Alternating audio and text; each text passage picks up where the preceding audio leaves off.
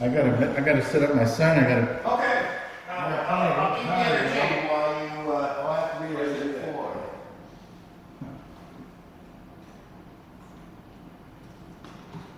I ended up doing Instagram and Facebook for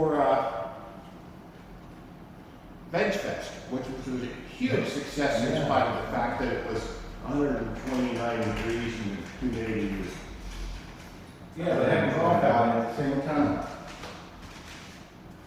What was that? They had the golf out at the same time. Yeah! How'd you do? Did you win? I was covering it for the market being the title sponsor. I shot the video you got, so.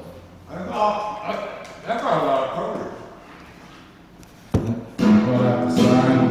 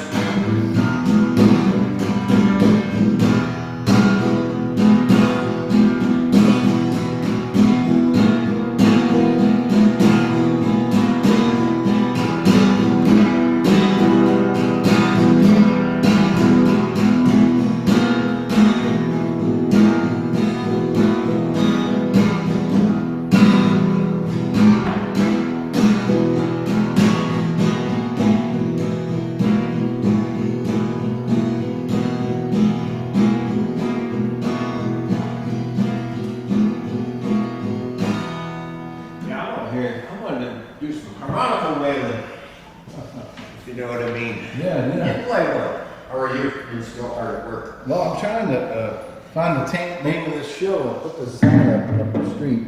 Had the old show on it, but I forgot what the name of this show is. Huh. Is this it over here? Well, it's just what's on the only thing we got is the cover. Malborzada Quinn was here. Whispering Reveries. So that's the name of the show, Whispering. What, I already get the email, so I'm not gonna give you my. what did I say? Whispering. Oh, the name of the show? Whispering Reveries. Reveries, right.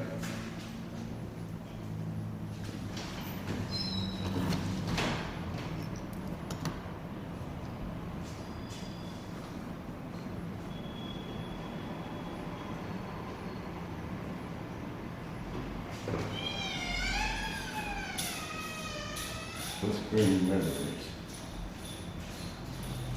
I'll tell you what's interesting that's coming tomorrow.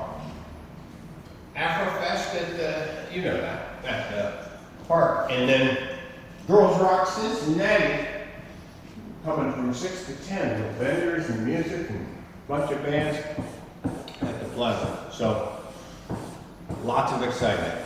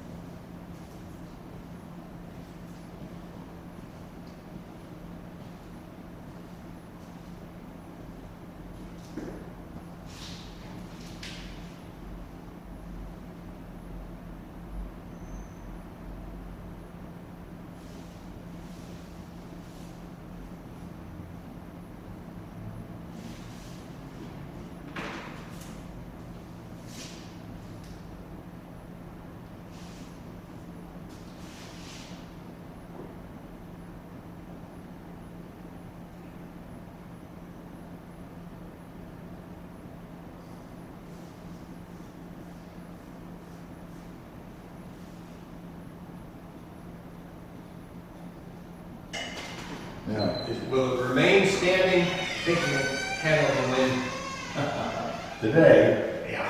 I need to get the open sign for open. That's what I need to do. Yeah. Anyway, I'm gonna go for a walk. I think I'm on the north side. Super. I'm I'm so envious. wanting to stretch the legs and just be active. This super humid weather, I was indoors way too much and not getting enough exercise and all that. You were out on the river during this humid weather. Yeah. And that's more tolerable, I guess. Oh, it's still hot. Yeah, it's still hot. It's still hot, but it's worth it. Big time. I mean, I I seen those pictures, I'm like, he's living the life, man. You know?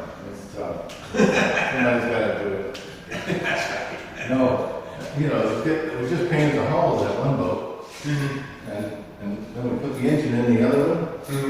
So I think we can start enjoying the boating season now.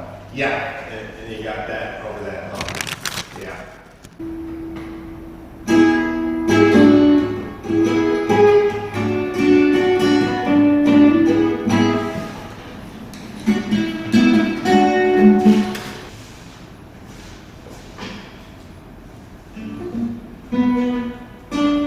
Well, hello there. Oh, all right. Okay. Is this supposed to be a dead body with graffiti on? Well, I guess you could say it's like something like that. Or is it birds are supposed to be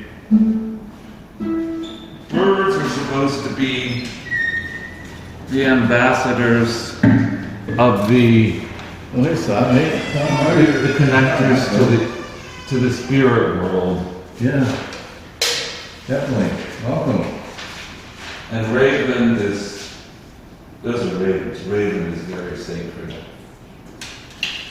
This is Tom, my friend. Oh, This is hi. Bill on the side. Hi. Side on the right, Bill on the left. How are Tom is an avid birder. Builder? Yes. Oh, wow. Where do you go to look for them? Wherever they are, wherever I am. Yeah. Bernard Woods happens to be one of the,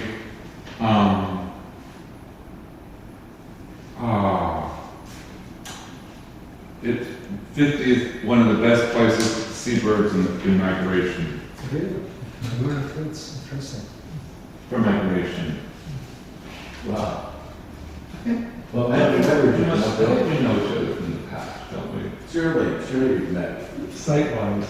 Yeah, From a we do. couple places. It's We the do. benefit of having a little sit. I get to sit Yeah, with the gallery. Huh? You are here, so we can see you too. How are things going? What's that? Doing well? Well, Not singing? Oh. Like, Oh, I went last week you went tomorrow? So where? Near the river? on the lake. Thank you. It's good for you. We painted the hull on the boat on the river, and we put the engine in the boat in the lake. It's like we finally get some time to enjoy it. It's really good. And you're still doing the long trips or just? We're leaving May 15th, come hell or high water. That's what my plan is, we're leaving. Where are you going? Russia. Russia this time? Wow. And you are the same, older No, brother? I'm the captain now. You are alone. And your brother is going with you? Chuck's going with us, and Willard the owner. Who? Willard Sutherland, he's a university professor, you probably know him. What's the name? Willard Sutherland, his wife is Betsy Leonard, she's a teacher at the law school. Willard Sutherland, I don't know. Now, maybe one of my parties. Should be clear with you. Yeah, his boat, and we're crew. That's wonderful. No, For how long? It's like a 4-year voyage for me, you know, to take the boat to Europe, and then I have to bring it back. Usually there were like 2 other summers. What are you going to do? That's wonderful. Well, I admire you for how's, I've seen how it's done. I need allowing you to do all of that. She's going to meet us in St. Petersburg. Oh, really? She's going there? She's already there? And Willard's wife is going to meet us in Stromness, Scotland. Huh. She, after about spending a month there at Stromness, she will be, of course, May, in June, still a little chilly. I suppose it's not so bad. So it's a mild climate, the Gulf Stream, certainly, could be. Wow. fabulous. Well, that's interesting, this technique of doing those. It looks like the straw pieces that you see, but she does this with the clay. Yeah, I imagine. Boy, nowhere near as time consuming as doing the figures. That's time consuming. I didn't even, did you make it to the exhibit? The one, the Botticelli at the Art Museum? Mm-hmm. Oh, no, it closes October 8th, so I know when it closes, so I gotta see it. You sure? I gotta see it. Did you notice that? There's a life-size Botticelli at the Art Museum? We want to check, you know? Yeah. Well, I mean, it's like a really, it's a small collection, but it's Right. really cute. It's a special show. I think It's the monument show, remember the monument Oh, show? yeah, the I monument mean, well, let's let's put it this way. You can, they're on the road. Here's a Watteau, here's a Fra Angelici, here's a Fra Liba, here's a Fra Angelica. Here's a Tom Lowry. And then there's, God, we even have computers there. I mean, it's just like, they really. Son, you want something to drink, Bill, Tom, anything? No. The drink of the day is a gin and tonic. Really? Wow. But it's You just want- like- How could they say no for a gin and tonic? You want a gin and But I tonic? mean, it's Do you just- want? Do you have some? But Yes, we have everything here, we have. Really, doctor? But for I don't want to get small- drunk. No, I yeah. love gin and tonic. I've never seen Good. a lot of it. So there's a Fra Angelico in that show. I don't remember. Really? There's a Fra Angelica. Yeah. It's a good one, you It's about this long. said. A full moon. A beautiful full moon. Full news. A beautiful full moon. I should go and see it. Bill, would you like a gin and It tonic? was crowded when I saw it, so I need to go by myself. I'm making one for Sal. I mean, it's just. I mean, it's very small. It's Pour the liquor in first, right? very impressive. The artists there are artists that you don't see that often. They collected them from to represent that. I mean, you don't see that. You don't see Dang it, how can this be? a collection of so Let me many get that. masters in one place. I wanted to end the chocolate bottle. I mean, It's a really good show. And it's interesting that you know the history behind this guy farmer from Cincinnati who was behind it. Maybe you got the one that wasn't perforated. And it just like, well, it shows Well, it sure pictures seems where they like it. found in the I wouldn't even give mines. it to you. No. So you like president arts yourself? Not just what. When you do Growing- arts, you're in office? Take your No. advice and get It's it growing up. You know how families communicate a certain way? Yeah. Okay. We've always communicated from art exhibits. Okay, with your family. Uh-huh. That's how we do. Some people go to baseball games, we go to art exhibits. Wow, that's good. You're lucky. You're lucky to be exposed to that. Well, I also, Oh wow, I'm going to get drunk. I also was, I spent You saw 4 or 5 years There's as nothing. an artist, as a model for an artist. So what are you gonna do? For an artist. And you already know. Yeah. What was this? I did all private groups at the UC and here and there.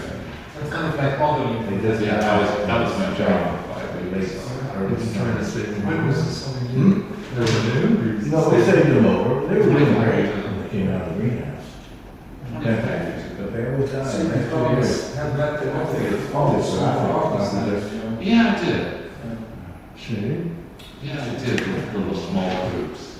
I'm thinking about Marlene Steele and some all, of the big ones. and all her friends. Alex, Hanging too. things, you know, they're just in the back half of the house. So. That's good. Too much water. That's good. Well, there's a lot of very good artists. There are, I was surprised. Yeah, it's really very artistic. I even sat for the With my dragonfly. gardenias, I got The dragonfly. The dragonfly. The dragonfly. The dragonfly, And I've actually. it's little known, but it's the continuation of Dubonnet, which is the oldest The land of continuous Pune. A nice land, it's happy, you know, it's green, you know. in the country. They bloom. Where the man is No, no, And now I- I mean, it's got one in the middle of the summer. It's like, There is, it's continuous, they it's do like continue to live in the south, now why not You here? see, there's a lot of this It's always thought it was a magic place to go. Unfortunately, this is a new Just turn around. because we're not doing anything to protect it, and I have rules on myself that I'm working So if you on. don't move your gardenias. It's to create a museum of Cincinnati Oh, office. I moved We them want in to fact. protect all Have you been to the Cincinnati wing at the Art Museum? Yeah, What do you it's think? really very New good. plants around for the sun. It's not representative. It's all. There are so many wonderful Target or artists that are disappearing because nobody keeps them. And I know I have very friends of mine. Huh? I tried a gardenia, but it didn't make it. Excellent. You know, I immediately thought about the idea for the show instead of how to finance it. But no, I realized now, like, oh, the We need creative a stuff. rich man who has a foundation, who has a lot of money, and would like to be. So we're gonna get paid, so we're gonna get paid by, what was the last time that was done? What paid? The artist got paid, yes. Think about it. If you know someone who might be interested, or They wanted it. or if you want to know more about the idea, we can have a coffee It was sometime. a benefit for the who's who of the famous. So, what you need is to find out what are the most famous Cincinnati painters, the top five. Hopefully this organization wants to buy it. So you find out who owns them, say, we're gonna put you at the top of this list, and we're gonna add a little, how are we gonna finance this thing? They're gonna have to give up the paintings to go to a museum. That's what it is.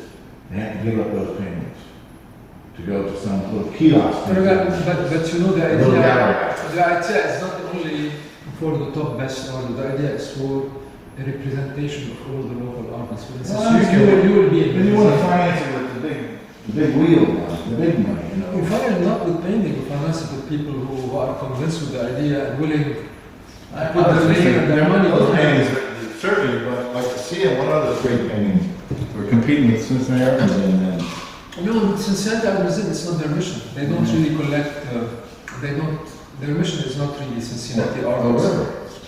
It's not Cincinnati artists. Very clear. The mission of the art museum? Cincinnati representative. Yeah. They got a small piece, there's probably somebody in the back room. That's all it does. But it's not Cincinnati artists. What I they think do there is must be they somebody there who have actually wonderful. is the specialist. I got It's really kind of artist. Life hasn't done that. It's a damn. Anyway, let me see what's inside here. Oh, right, it's just a reflective show.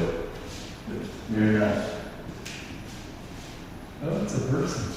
Right. You didn't see that at first. We keep on going whether or not this is the artist or not. And that's her as a younger girl. The artist is like, I'm gonna say, they're 35, 39, 42. She is. You know, but this is her 25, I'm saying. And what you got to really understand about this show is that this was her previous work, so there's about 15 of these laying around. And then there's more like that. But this is the new show without these masks. This is the new figurative movement. She had that in KU and they were all on the wall. Not good. Good. You guys are up more up on the Nile. I was so sorry I didn't get to talk to Tom about these birds because he's such a birder. No, He knew immediately with these, there's many nuances in these birds that you don't really notice unless you're a birder. Like all these birds, like that bird, and who would know, unless you were like, they look like cardinals. well, they're real birds, that's what I guess I'm saying. That bird, what is that real bird? This one? Yeah, see, that I don't know. mystifies me. It seems to be in the same family as this, you have a cardinal and a Starling? They all seem to be the same species. That's good. Yeah, very nice. Thanks for the drink. Oh, don't bite my I hope coat. we'll be able to drive. Don't worry about it. I'll take You're fine. So it will prevent me from getting drunk. Oh, please, take a nap or something. Thank you so much. Thank you, sir. Thanks for stopping by. Good to see you. So you're leaving tomorrow. When are you coming back? Oh, just Monday or Tuesday. Later. We could finally put the engine in the boat. And now we're gonna start cruising again. It's crazy, 3 years spent on the heart. Yeah, listen, give me a call. Let's get the coffee together if you want. Yes, sir. Should be nice to do. Perfect. The back, this is, I collected all the newspapers. Send these back. Look at this. This is the front. Look at that. Look at that. What a job. Are you still writing for? No, I gave up everything for the Chronicle. I don't have anything to do with it anymore. So are you still connected with the Clifton The area? market, I just, covered the golf outing. Clifton Market was the title sponsor, so I'm like the marketing guy who doesn't get paid there. You still have, I had the banner at the golf outing, and I took the video. It's online, I'm sure you've seen it. Well, anyway, I got the 30-minute video of the Clifton Market golf outing. And, but as far as painting this time, I'm working on a series of rock stars. I did Billy Idol, Keith Richards, and now I'm working on Robert Johnson. Portraits? Yeah, portraits. And where will you show them? Well, here. If I get this show, I'm trying to have a retrospective show here. You in the space? And I would show like my figurative works and my sea paintings and my portraits. Just you got to have a show somewhere. And the last one was at the Cincinnati Clifton Community Arts Center, and it's in the basement there. Anyway, that was at least 4 years ago. You got to have a show every once in a while, or they think you're dead. They forget you. Are you still doing your portraits of the people killed? Yes, I have to. I've got about 3 or 4 of them installed. But I got the big, the important 3 ones that were really suffering installed. So anyway, it's a long process of maintaining these 12 shrines and trying to do more shrines. SOS Art, we just got a space in Mount Auburn Presbyterian Church. And we're looking for a home base. And we're there, and we're going to do some activities, for kids, for adults. So if you'd like to participate in any of those. I can only reach out to the children I know about projects that have components with your shows. I'll reach out. There's no, it's like campaigning and acting on. Well, anyway, I'll let you know about that. Keep talking.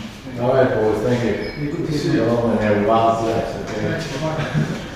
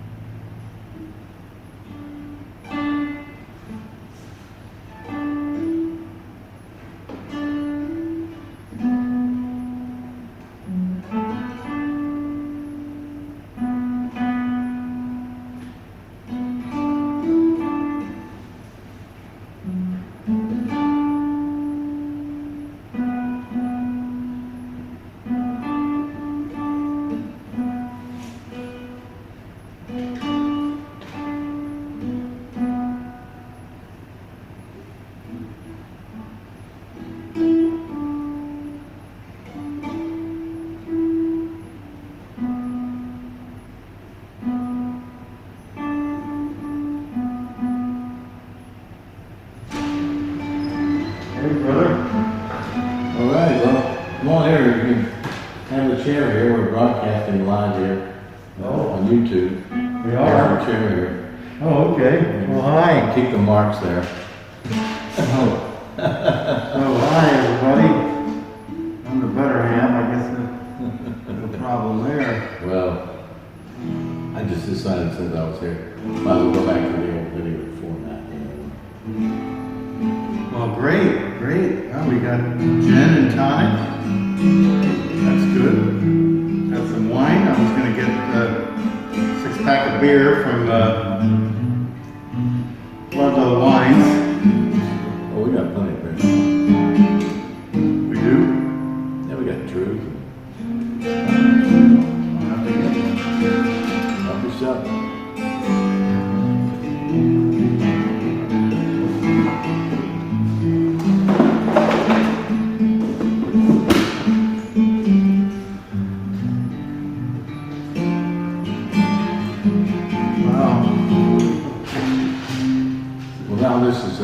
since it's the new YouTube format, I'll have to interview you, you know, we have Jen.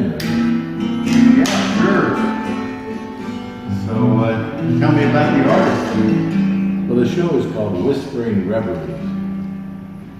I think it's by a North Korean artist, but it doesn't really matter. She's only a female, only about 40, 35.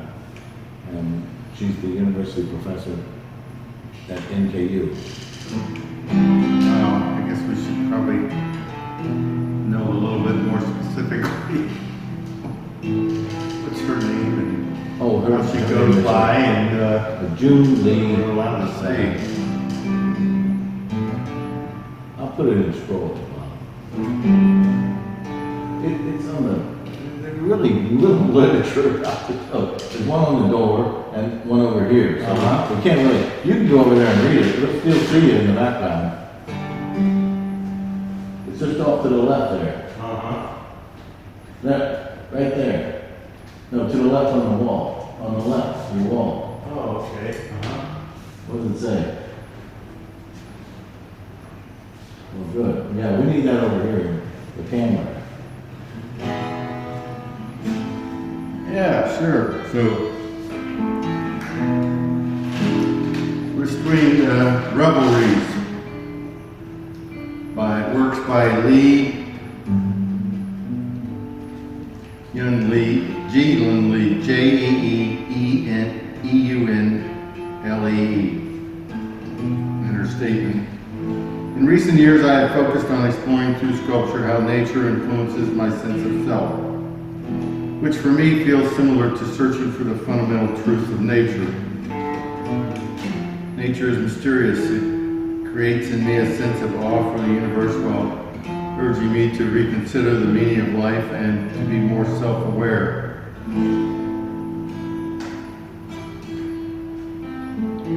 I'm interested in making a wide range of relationships between nature, imagery, symbols, and human experiences such as memory, movement, time, and encounters with life and death. I believe that these elements have provided protection, strength, and substance throughout our evolution and existence, and a magical connection to nature. So that's very cool. I mean, I guess I'm trying to do the same thing. Well, anyway, she's teaching at NKU. And Yeah. the show's gonna go from here to the Western Gallery. Oh, wow. And What a coup. And you can see her early work with his figurative faces, and now she's gone to the small figures made during the pandemic. This last period, you know, whatever. And they all look like people getting sucked into like a whirlpool whirlpool, yes. and It's this or, paranoia sort of sphere or something. well, I don't know if it's paranoia. That's not what she said. Well, it could be like vertigo or hypnosis.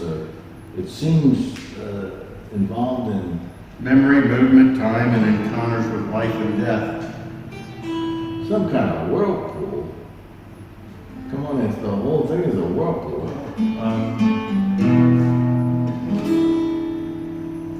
Anyway, I've been reading a book, Susan Simone. It's her work, her doctorate thesis on how trees communicate in the Northwest forest.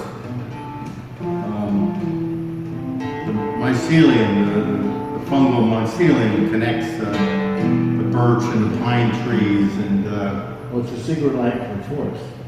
well, there's another book that was very good, Secret Life of Trees. It talked about the communication of trees among each other. And Irene had me download that for her phone. She likes to have it when she's trying to go to sleep.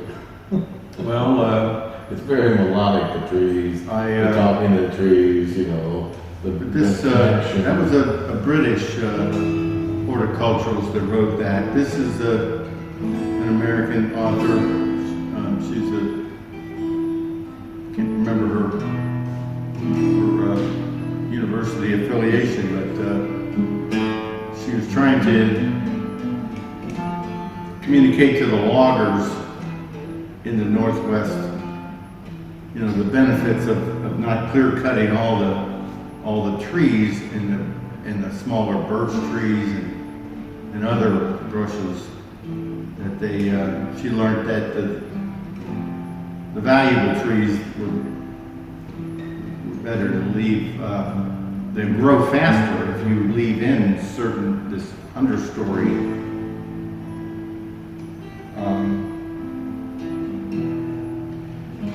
But the neat thing about the book was she learned that the trees exchange different sugars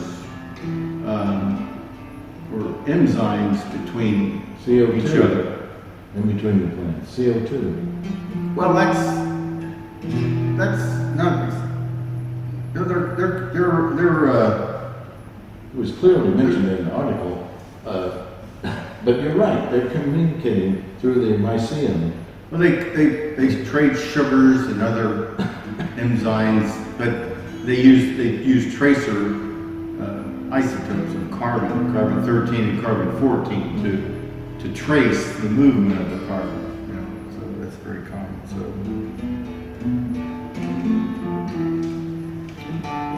So there's a big push to give fungal mycelium more credit. I mean, you know, the fungus is the oldest organism on the earth. I recently Fungus looked- and bacteria. I looked up the earliest. It was called Urobacteria. It's been Well, around. that's bacteria. Fungus is a different. Is that family. earlier? Is that earlier? You know, Is it earlier? I think it was. I'm not sure exactly. I don't think so. I think Urobacteria is the first one. Then, Well- like 7 billion years ago. Well, there's single cell animals were the first. I understand, but we're just talking about some sort of bacteria. So fungus and bacteria are like arch enemies, I've read. You know, fungus eats bacteria, bacteria eats fungus, I think. Oh, yeah. But you know, the other thing, you know, I'm a big fan of Una Dahl, and she's a psychedelic explorer, like I can't think of his name. Leary? No, it was a contemporary to Larry. It'll come to me. But they believe that the fungus is trying to talk to us through the psychedelic experience. Because most people, I've never done it, so I don't know, but most people say that, you know, there's an encounter and a conversation with entities. And,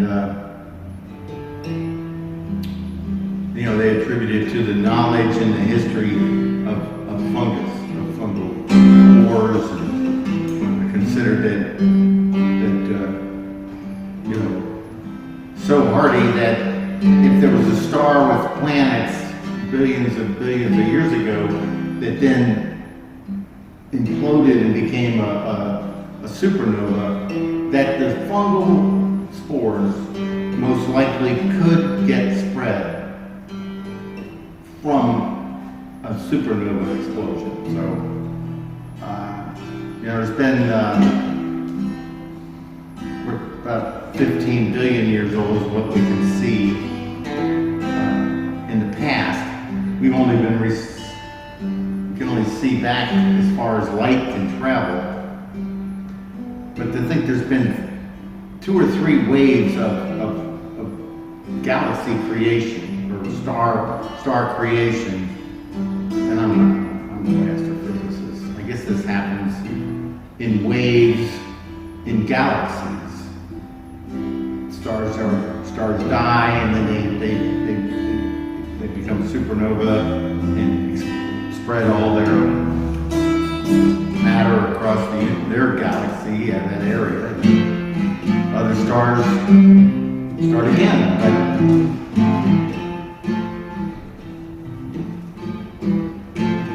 Well, that's interesting.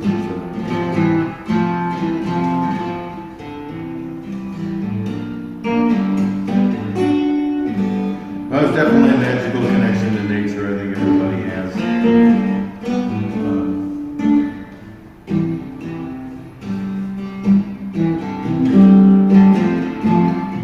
Susan, in her book, again,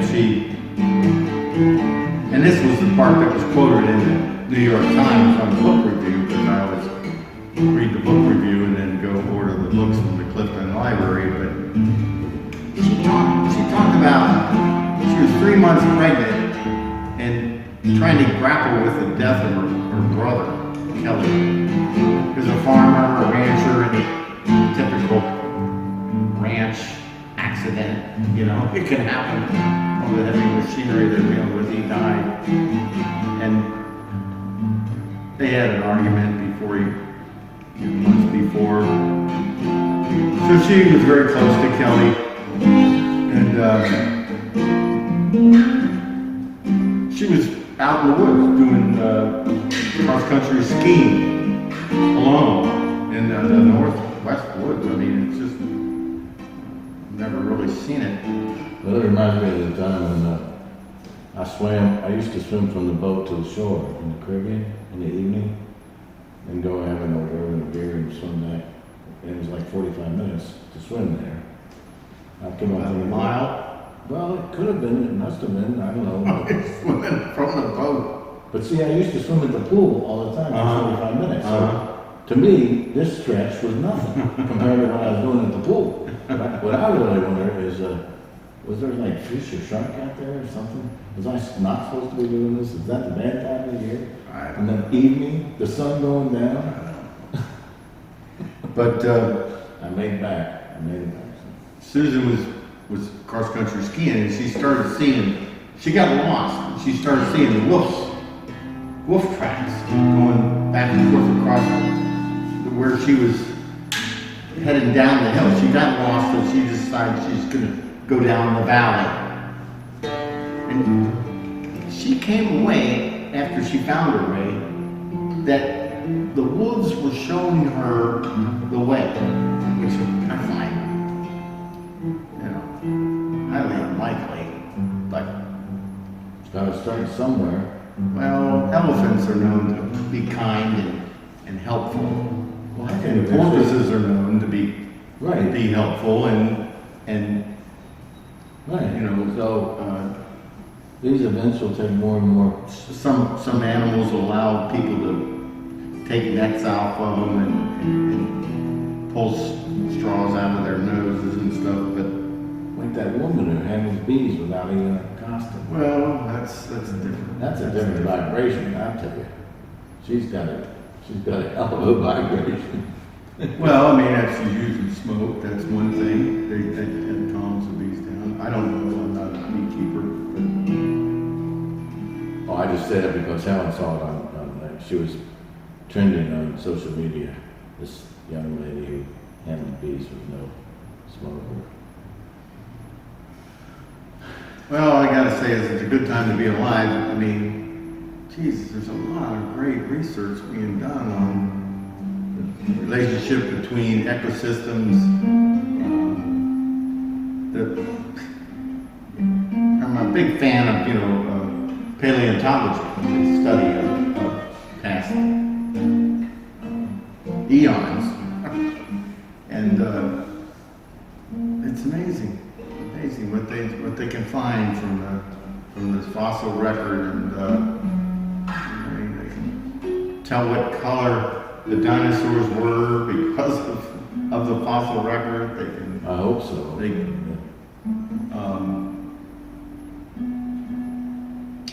All the different relationships between the temperature.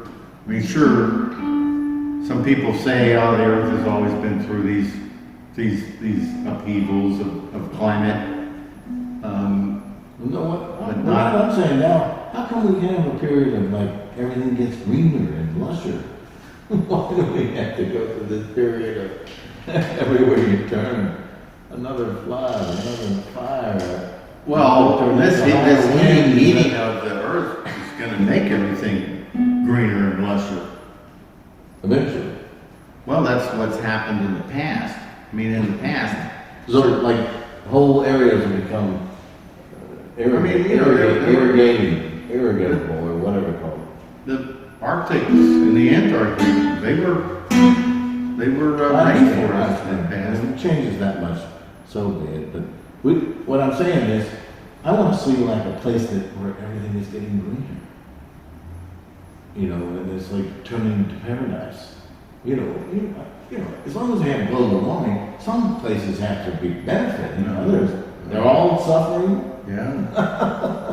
Yeah, I mean, we're paving over every flat area on the planet.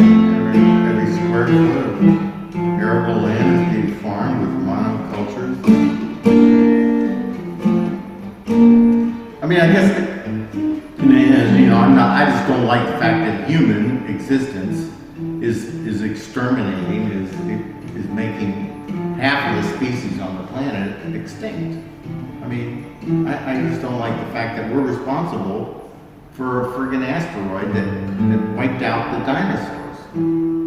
Well, it allowed humans to I mean, if it hadn't happened to the dinosaurs, they may have become intelligent because they found some fossil records of dinosaurs with I think they found them with opposing thumbs and bigger brain cases.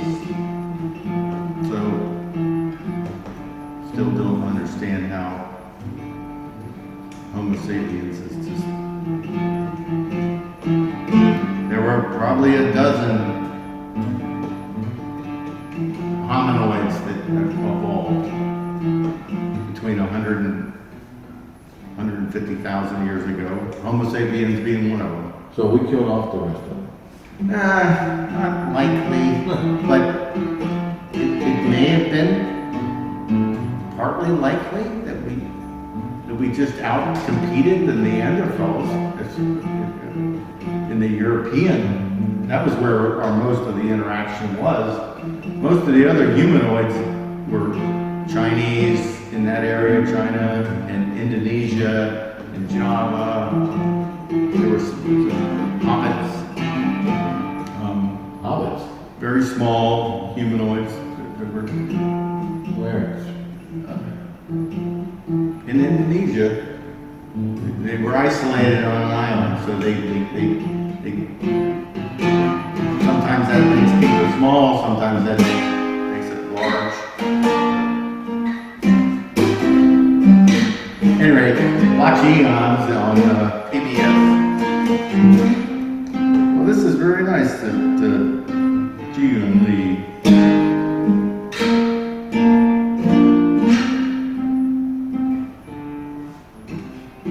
Well, my biggest influence of nature on myself is just, I'm a glider pilot, and I'm trying to become a glider pilot instructor. How's that going? Well, I'm focusing on the fundamentals of instruction test. That's what my mentor told me I need to pass next. And it's not that big a test. It's 50 questions. It's only, a small book, but it's about the fundamentals of instruction. So it's a fun. I'll be trying to study it on our sailing trip. I bring the books along, even though I crack them up half a second.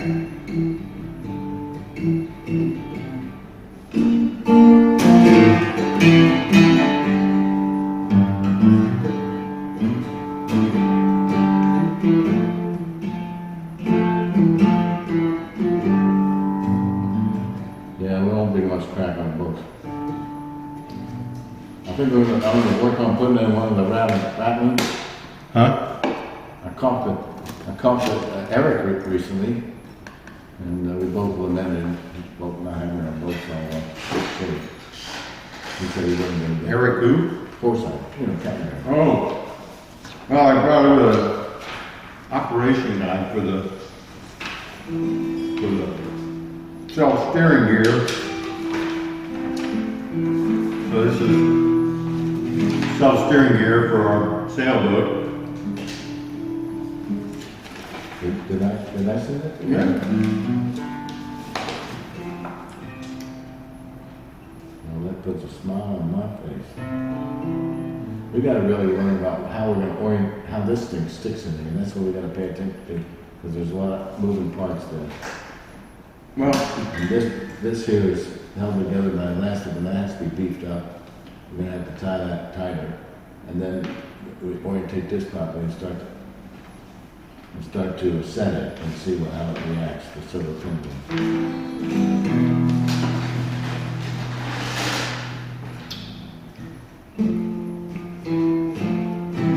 so you rotate the turret till the wind hits it on its edge.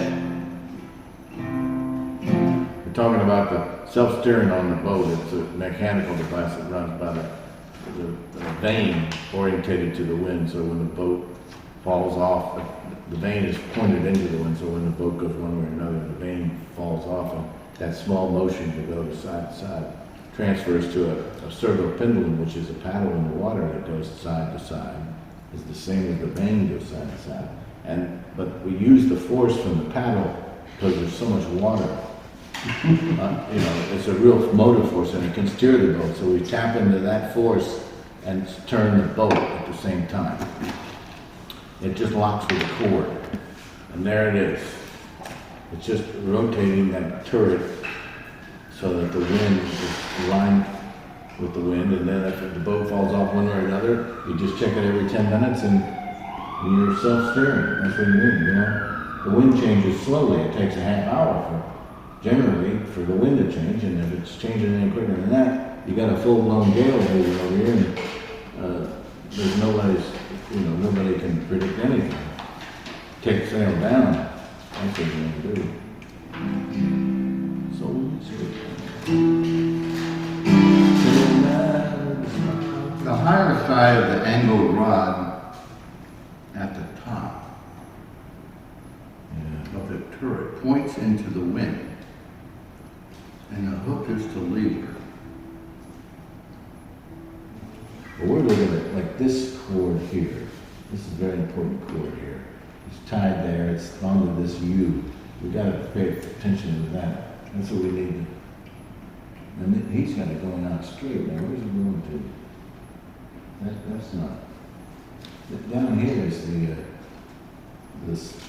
turning box for the platform. Anyway, I blew it up on the chart, on the documents. So we'll have it all. We can look at the best drawings I have.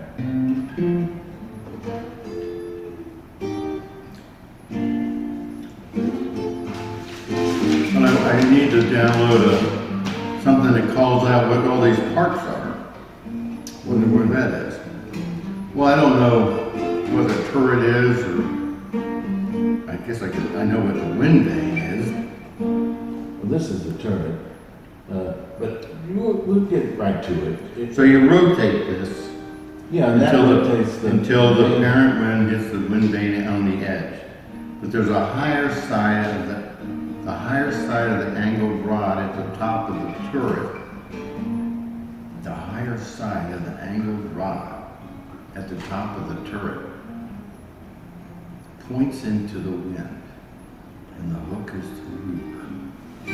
So anyway, you rotate the turret. Is this the hook, the leeward?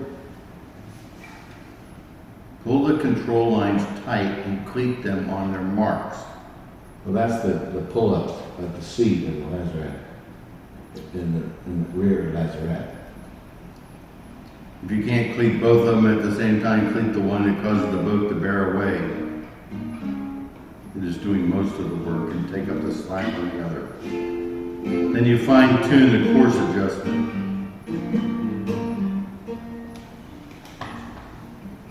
So when adjusting courses, it's difficult for beginners to know which way the turret should be turned.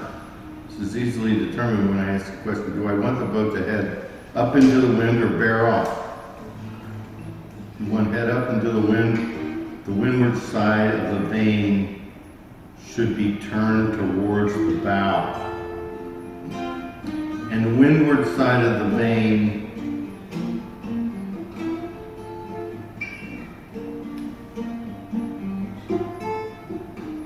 is the higher side of the angled rod.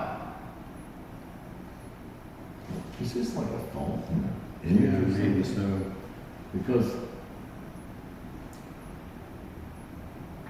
that's the turret, and this is where the line that makes the thing go around, it's that groove there, and that goes down, and that's what goes to our clamp.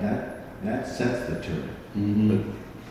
But this is a shock cord that's in this vein, so that we know it has to be there. So now here's the pivot for the vein, and we don't see the vein up here. Right. It's where you can switch it between a light one and a, Right. but nonetheless, it's pivoted there. So,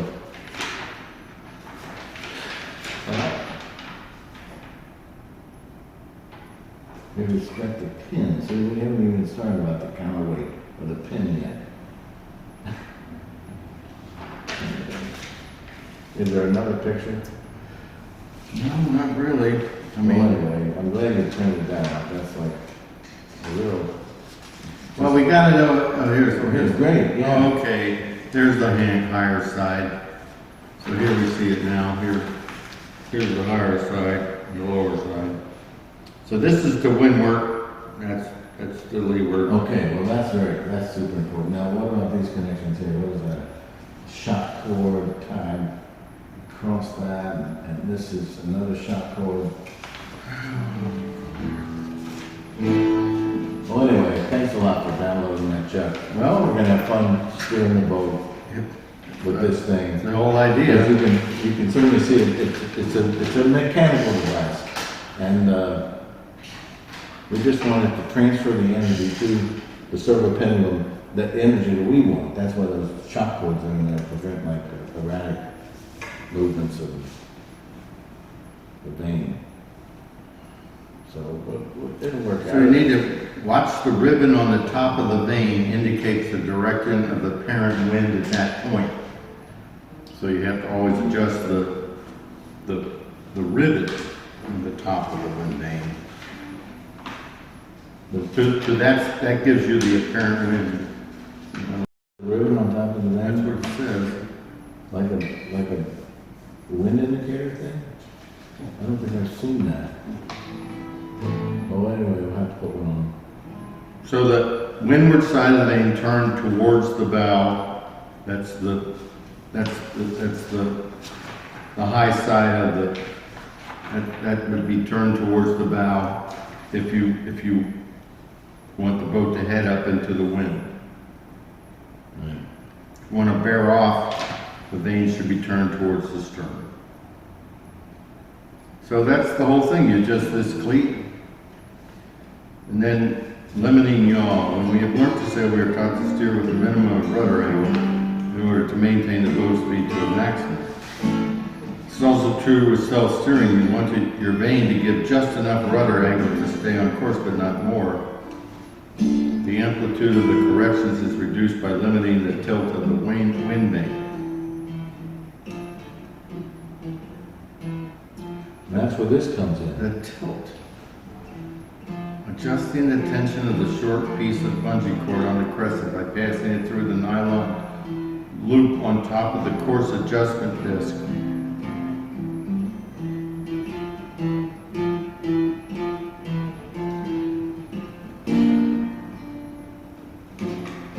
This adjustment is especially critical when sailing downwind in unstable air, when you see the boat oscillate on both sides of the desired course.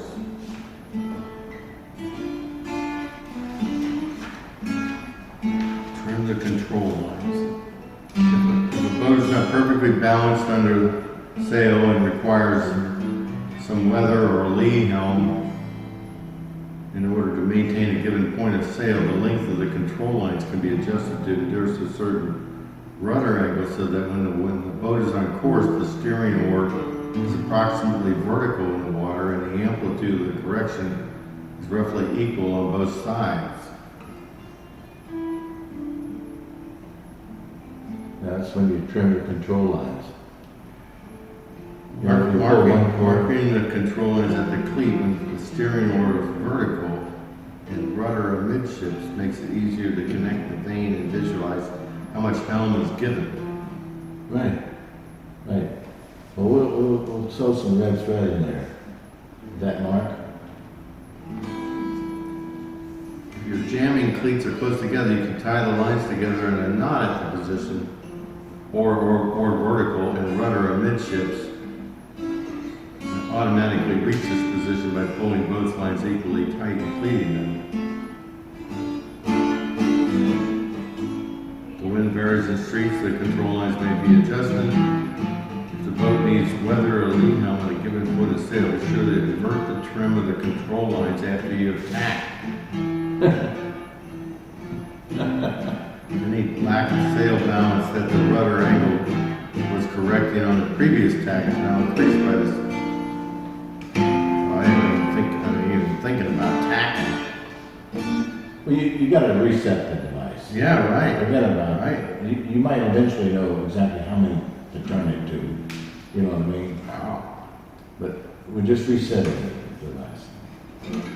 2 wind vanes are supplied, a smaller one made of aluminum sheet for heavy weather, and a large one and a lighter one made of nylon spinnaker cloth and 1/8 inch diameter stainless steel wire for added sensitivity in light area. It is recommended to change over to the small vane after you've taken a first or second reef. First or second reef? That's a lot of When you reefing. go to the, Chris, which one do you put up? The smaller one, the aluminum one. Oh. So most likely, we're always going to be using the larger, lighter one, because second and third reefs are like between 20 and 30, 40 knots. No, I'm afraid we're gonna shorten all seven by then, but anyway, that's funny, we see now that, the lighter one, we had the aluminum one on Yeah. the boat during the yard, when I was in the yard for a couple of years, you know, So the light air vane extends 2 feet above the top of the tower, and the heavier vane is just 17 inches.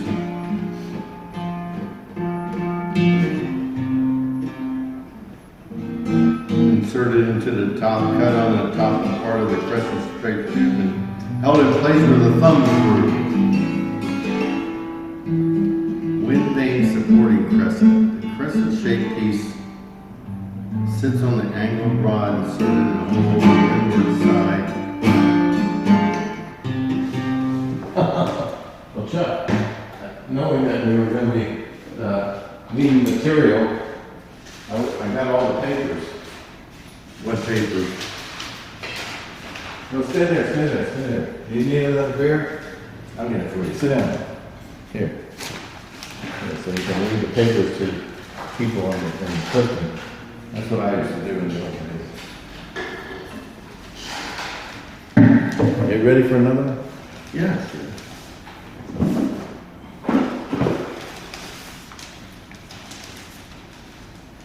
People actually listen to these? Well, you know, the old cat and mouse game. You know, if you make it, they'll listen. If you don't make it, they don't listen. Yeah, right. The answer. Exactly.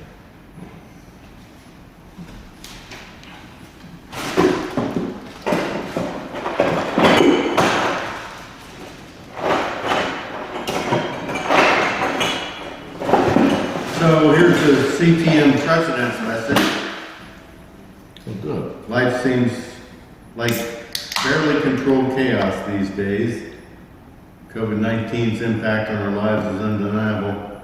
Jobs, money, health, relationships, and lives in general have been challenged, and many have suffered painful losses.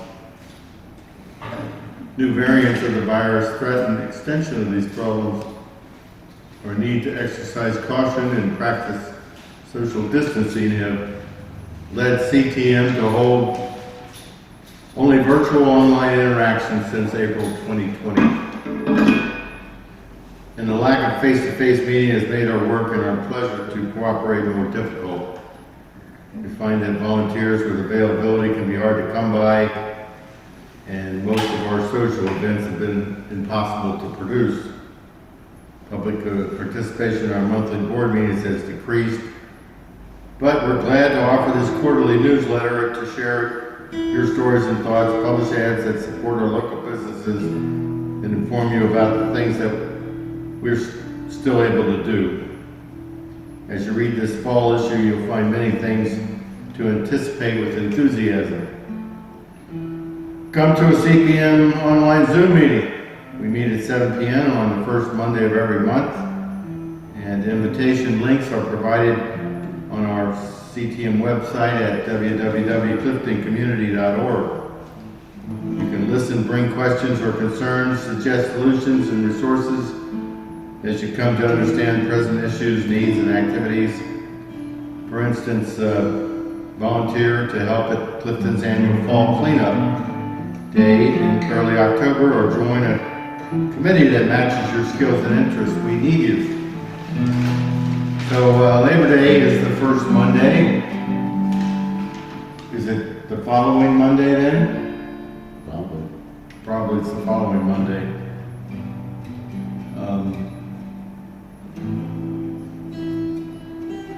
So CTM's annual Board of Trustee elections are just around the corner, December 6th.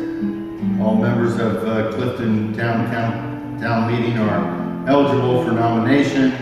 Contact us at contactctm@cliftoncommunity.org to learn how to join your community council and then how to add your name to the slate of candidates. The middle column of this page lists our current board members, committees, chairpersons.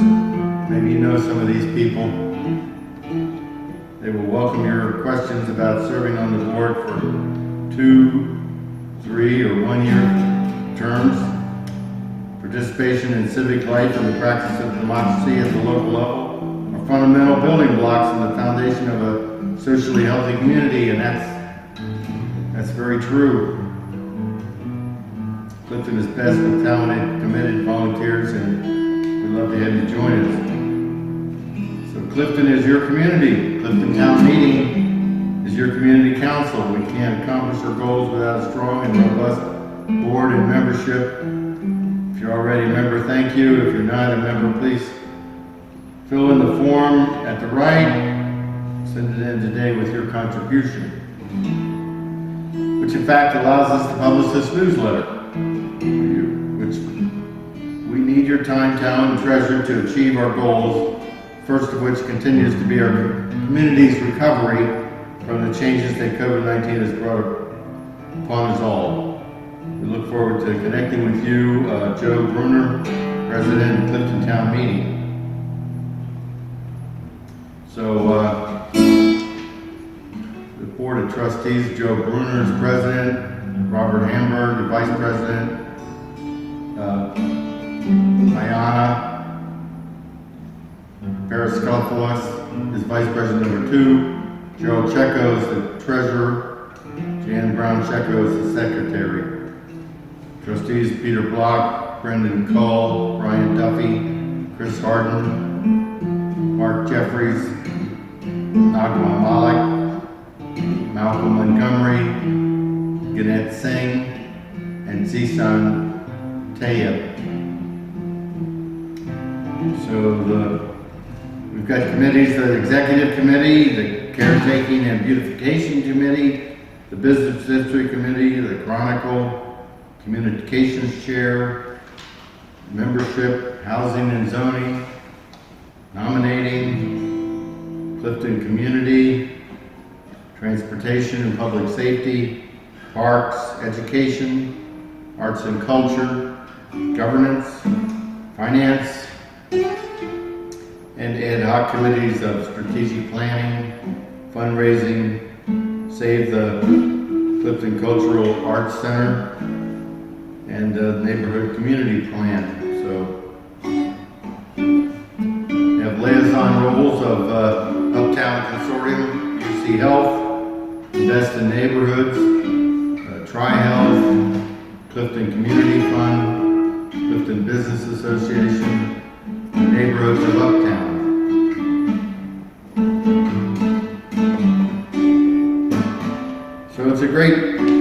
newsletter. Comes out 4 times a year. It's easy to attend the Zoom meetings. I enjoy doing that. You know, just tune in and listen in.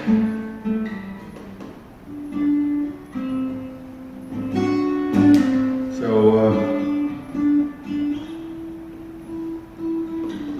articles on the bus in Clifton.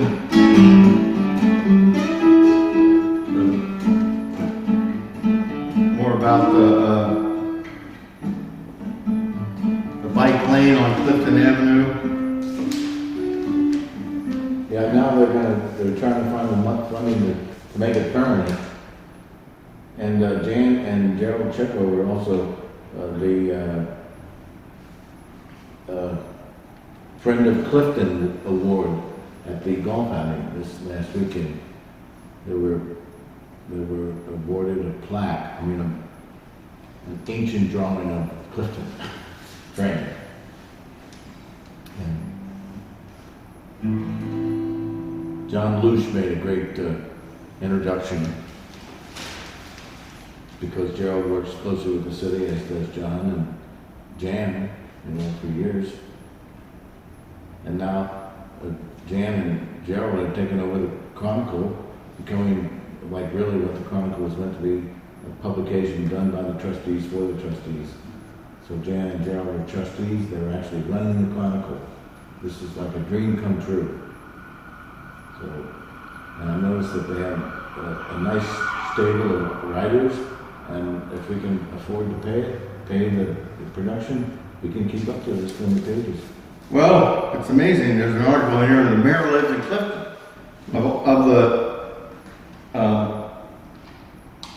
The 5 people running for mayor, they all live in Clifton.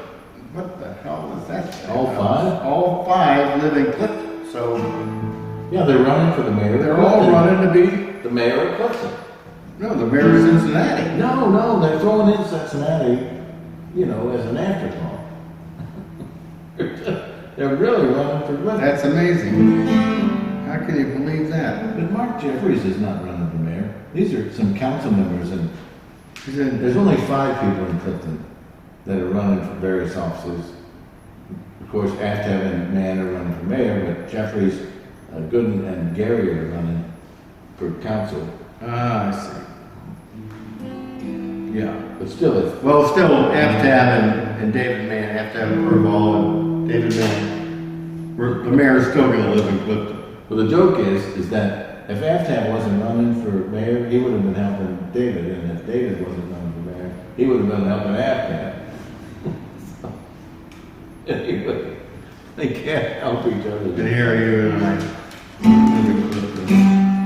Like, all community stuff in East Walnut Hills. Mount Adams.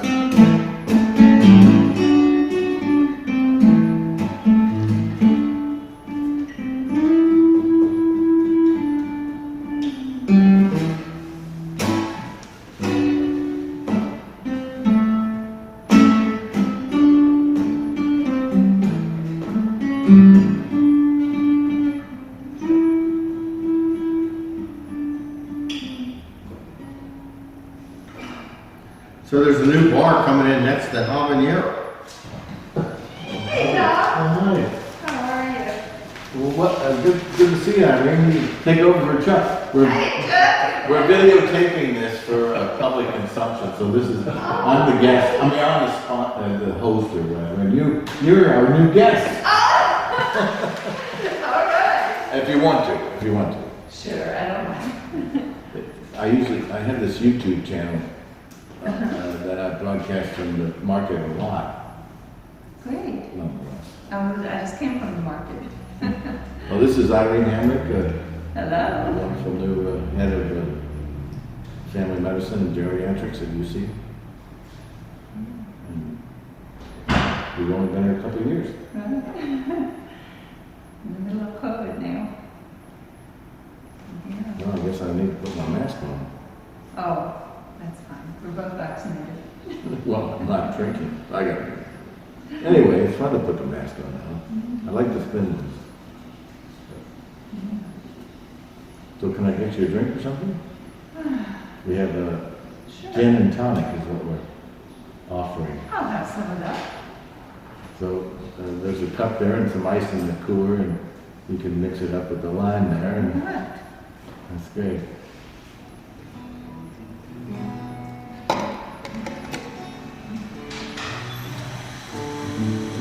There's some ice in the cooler.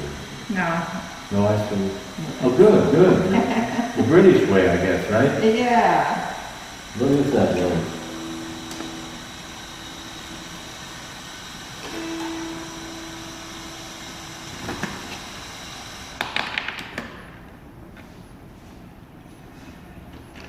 So what do you have a plan for the Labor Day weekend? Anything exciting? Yes, I'm going to go swimming with Irene Okay. and watch an ordination of a female Catholic bishop. Oh, wow. Was that the first female Catholic bishop? No, I don't know much about it, but I got the link and I'm very excited to watch it tomorrow morning at 10 o'clock. What is it? It's virtual, so I don't know. There is a live version, but I don't know where it is. Where it is, I don't remember. Oh, there's Irene. That's her! Oh, wow. How are y'all? I'm gonna say you're on camera here. We're broadcasting this to Clifton. Here's the chair if you want to, have an announcement or something. You want to say something about community. You got the You get to newspaper sit in here. the chair now. I said I just want this one. Yeah.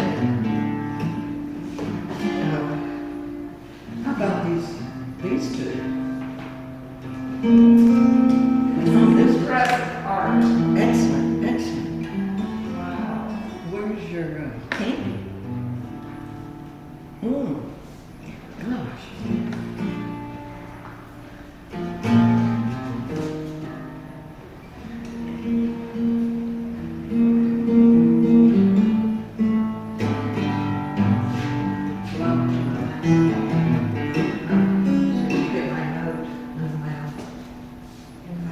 Yes, I did. Oh my gosh, yes. And I meant to ask you, and then I thought, no, I'll see her tonight. Totally recycled. Well, I got my phone wet and I couldn't answer my text or even Oh, no. see my text. And so then I saw you were leaving later, so you tried to cycle over. Yeah. So we're out. I just arrived. I can tell you that.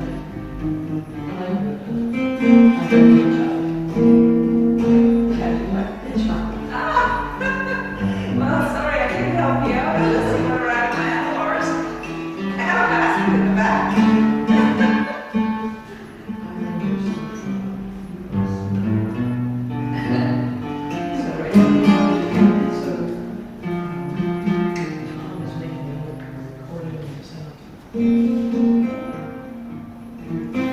I love this art. This is so nice.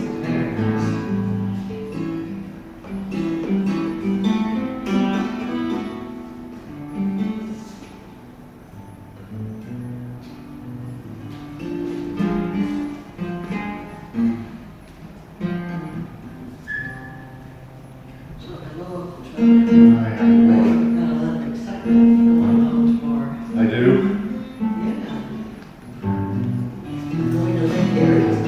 Yeah, right. That's it. You got a new outfit for it and everything. I do?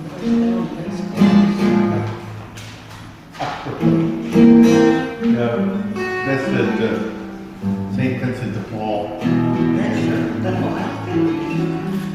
I don't, I think the shorts did. That's wonderful. He's really done a great job. So, Irene, I was talking with Gene's work with green building consulting. Anyway, preceded by JeeEun Lee, it's her show. She's the artist, the director at Northern Kentucky University. And we sit around and talk about them afterwards, and everyone's forced to give Yeah, score the school there. data points. And then This is all her. it's what? And there's the artist statement on the table there. And that's Yeah. track them up because women.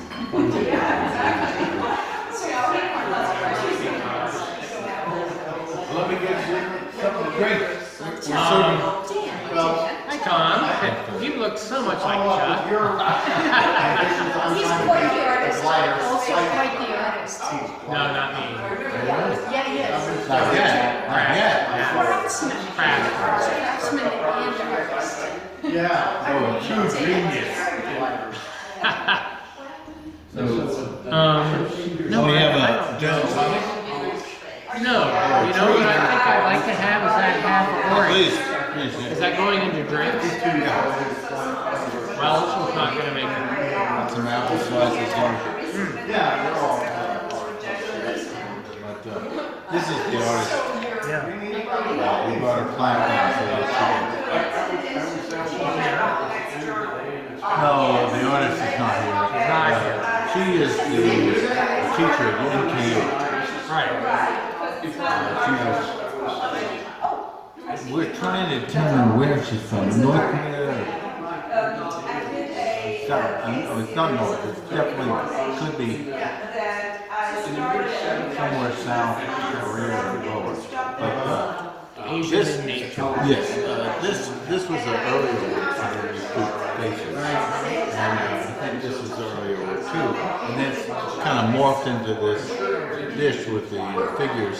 During the pandemic, she created these figures. Were you a teacher or not? Model maker. Oh, for like retail? No. My product modeler, so not far from that. But I'm an industrial designer turned model maker. Yeah, well, I've always been fascinated about how they get the damn surfaces so perfect in the molds. I mean, I'm done. What kind of Too much gin. 3D machinery they have? Well, he's into it quite a bit. And I don't know, I work with some guys that do just phenomenal stuff. I know. It has a legacy, transition period. You can see it if you study the surfaces of machine molds. It changes over time. Yeah.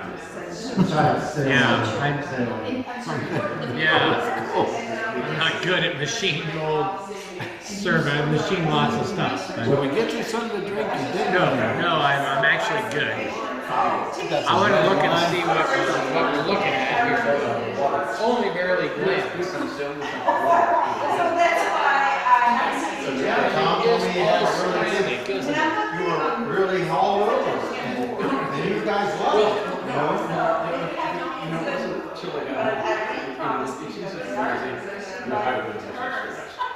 and I actually agreed to go.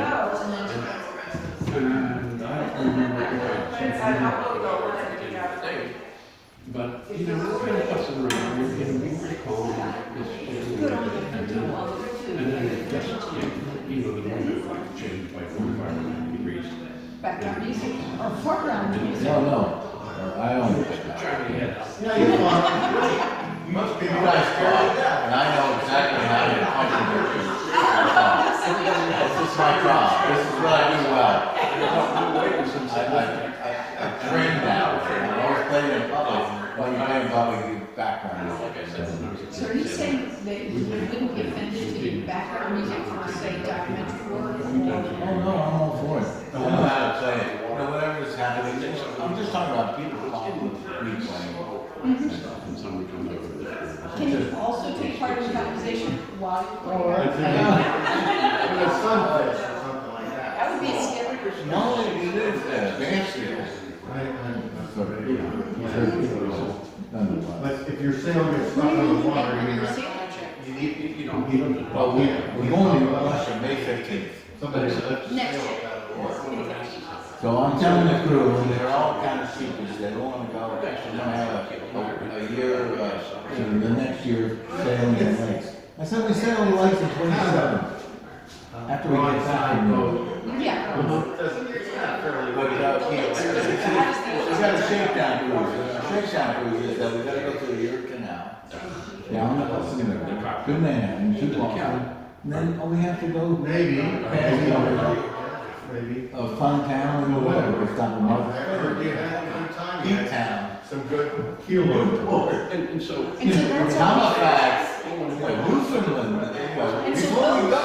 Yeah, so you're gonna get right to the tip. Yeah, and if we haven't fixed the boat by then. Kentucky Hills. We ain't going. I get on down, we can pull into St. John's and order a fucking park and have them delivered. Yeah, But the boat's a very simple boat, but if we don't have skills by then, we don't deserve it. So then from Nova Scotia, do you go across the ocean? Yeah, we go across. Where to? Well, we're gonna land in Scotland. Scotland. Hold on. I mean, the ordnance, Okay. the top part of Scotland. It's gonna take 26 days from Boston back. If we don't stop in Newfoundland, it'll take 26 days. So it's a long one, but, we have all this built-in stopovers. But if you do continue to stop in Halifax or other ports, say wherever St. John's is, then you could reduce the length of your ocean exposure. Well, it would be, but if we don't stop it, we need a dog or something. So it's working. We have to, so that's it. We want to leave Boston and end up in Scotland. There's so many places along the way, it's like a click road. We aren't going to Maine, we're on, off of Maine end, which is one of the, yeah, Chuck sailed the off of Maine, all the fabulous points. Did he invite you on this trip? You're not going on this Captain trip. Eric, Yeah, we went last September, we sailed the coast of Maine. Nice. And 15 of the most fantastic ports from the sea. I mean, the boat is breaking down all the time. I can't believe, I can't tell you. I mean, the boat was,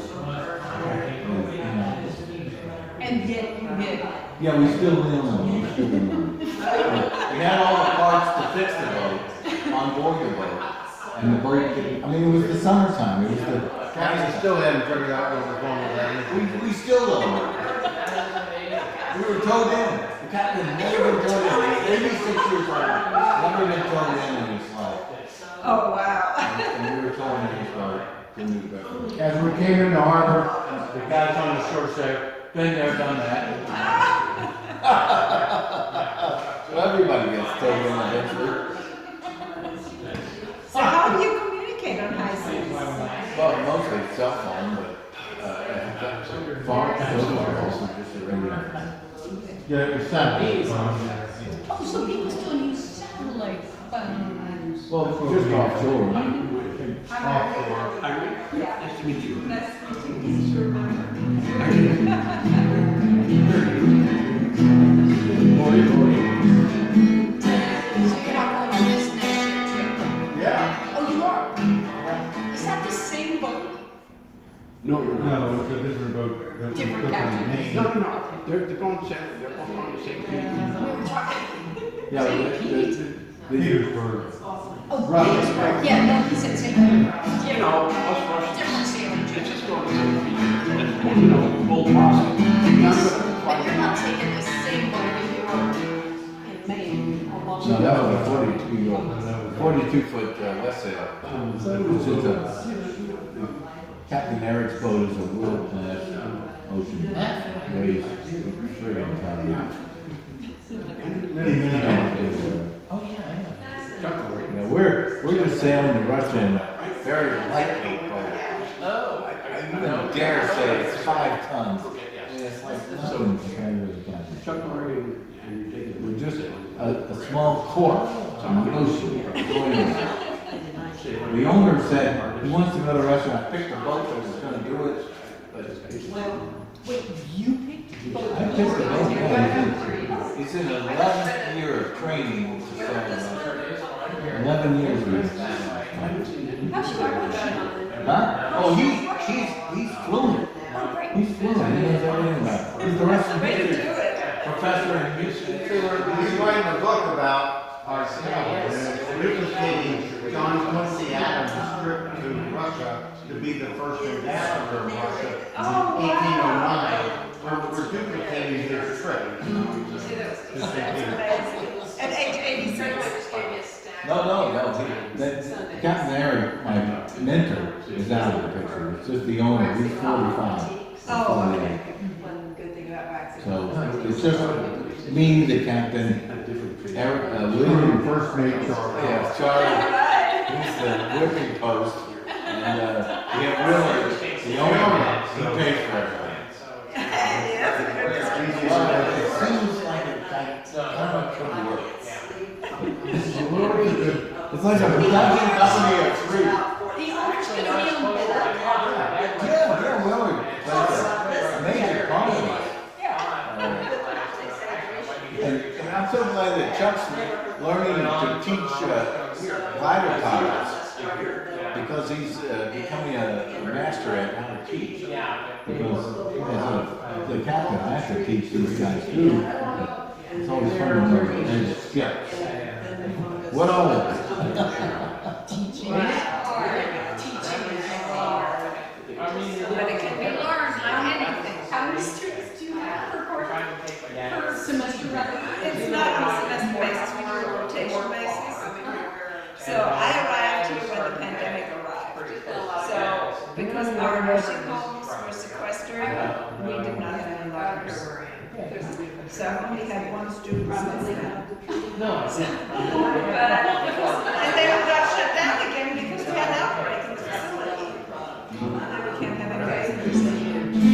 So it's very complicated. So much like that, they'll have one student or two. But in Wisconsin, I moved to Wisconsin 10 years ago to build a teaching program in geriatrics. And I had, about 300 students a year. So I would have about 6 to 8 students on rotation at any given time. They would be 1 month long rotations. And then your classroom that's here. I didn't do classroom teaching, it was all the teaching. So in the nursing home, giving lectures, but those were very few lectures. So it was maybe 10 lectures a year. No! Clarice, there's a house there right now. Yeah! I got a nice guitar. It's an old harmony. Robert Johnson I made a billion of them, but they're small box, lightly varnished guitar.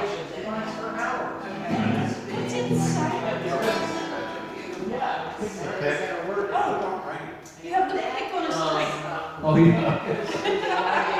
There's a picture of me in there with my details. With the beard. Yeah, I had a beard. But I had to put my name on it. Because it looks like Because somebody stole it once when I decided I'm not going to grade my name. Right, exactly. And his email address? Cool.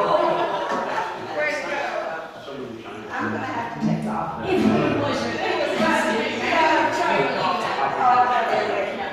didn't even talk about the trust. Yeah, it's nothing another half hour. It's straight as a rail. Look down there. Action is fantastic. This is like a world-class guitar. How many are there? No. Exactly. Very good. Just that you put that. It's been vetted many. Okay, I'll be in touch with you. Sounds good. I got your documents on the way. Awesome. Bye, guys. Thanks for the invitation. Nice to meet you. Thank you. What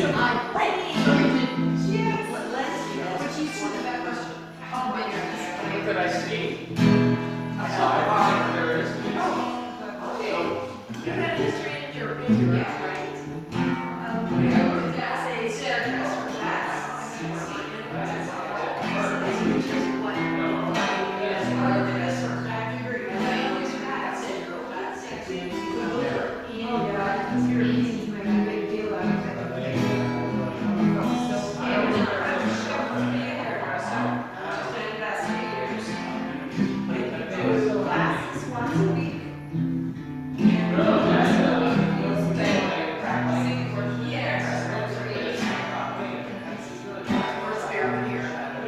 But it's not in Germany, it's not as bad as Britain.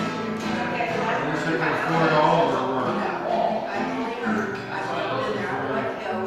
That'd be amazing. The hairdressers. I haven't did that for a long time. You would, care still the night before. I don't know why she's not here. It seems unthinkable. Yeah, and so that's what they require in England for you to become a hairdresser. You have to make. I hadn't even thought of that. I mean, if I was in it, Sylvia, I'd be every, I'd be every. But Yeah.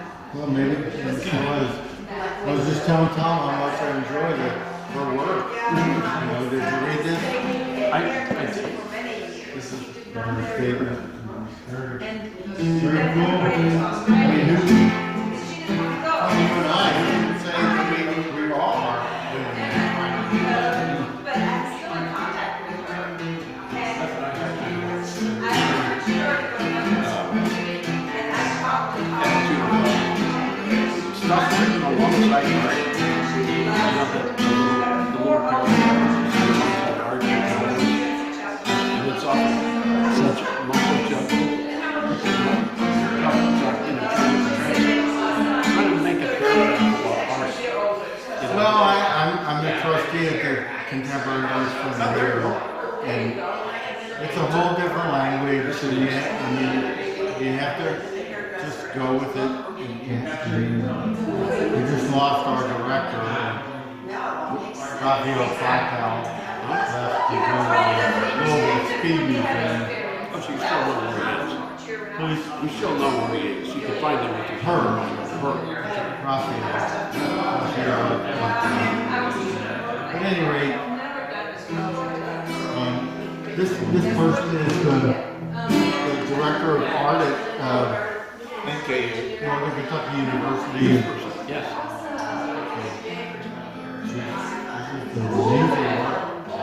I couldn't do this. I couldn't go. What's so cool about them is they look pretty casual. They're really well tuned. They have Lots of expression, lots of emotion in all these figures. well within the limits of the figure, time and space. I mean, it's like a 25-year-old duplicated over and over again.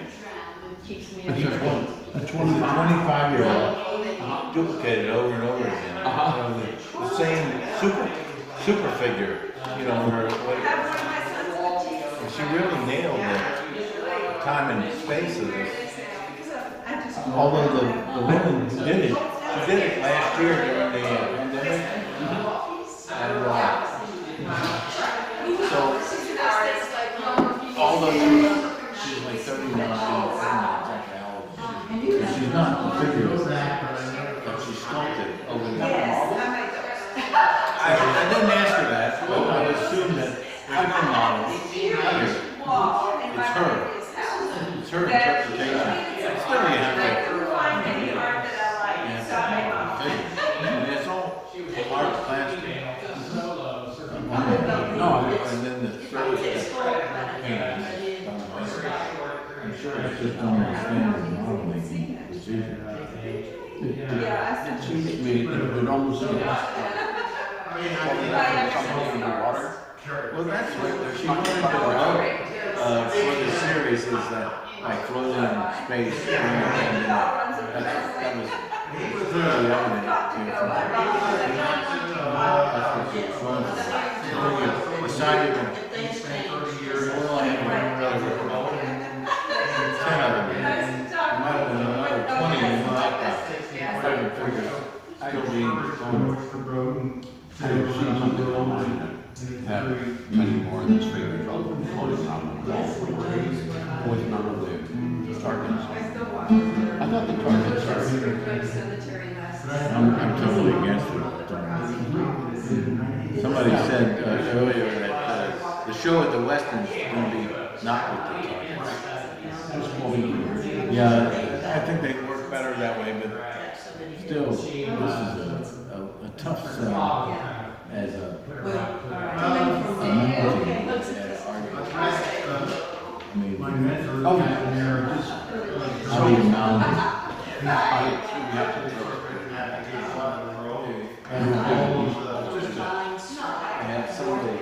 figures coming out from the wire.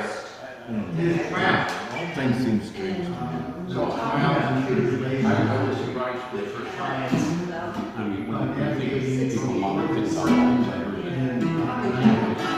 just grab sheet and plywood and then drive all the plywood. Well, it's actually that's twice the material. I love the plywood behind all the drywall.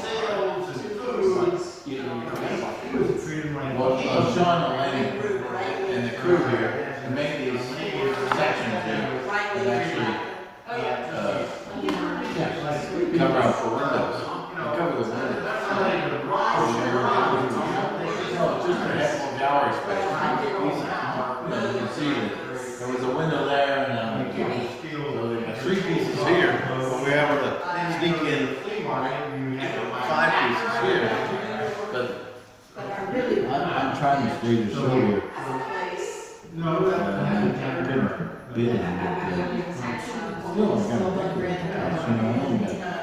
got 3 panels here, you know, this thing.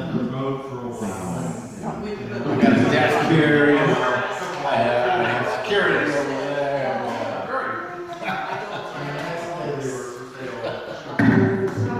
So anyway, I'd like to have a show here, but I still got to be able to.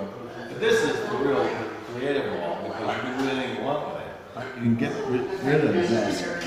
You know, here you kind of eliminate it to 3 pictures, but I got a huge friggin' Can we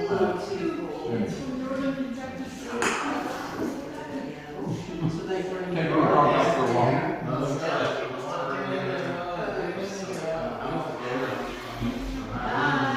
Don't let the dog feel.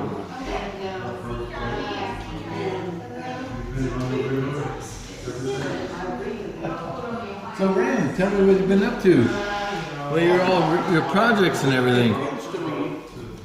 Like this summer, has been, I don't know if you have the reviews or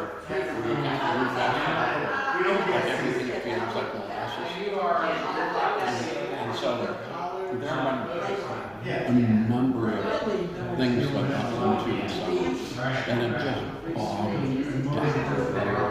God, that's not good at all. He can do that. Yeah, and what happens is you lose your momentum, you lose your interest, you lose, you know. And Talk it's about just for some dumb shit, you know, like I finished the I mean, you know, and I'm not doing this because I'm bored. So In the evening, maybe finish. I had this big old floor jack, and I pumped it up and do something with it. And you know, I was saying, this thing deserves some respect. So I was trying to pump it up, it didn't get it. So I said, we need some flour. And so I opened up and had some flour. But it's still not enough, so I had some more flour. And I go, oh, that's better, it just needs a little bit more. And then I put just a little more fluid in it, and it wouldn't go down. And I thought, fuck, I didn't know it was that sensitive to how much fluid. So I opened up and then I started talking. Nothing was fun here. And I said, I'm sure to clean up after yourself and the fucking thing still won't go down. I go, God, I got a couple more, I got all sorts of things.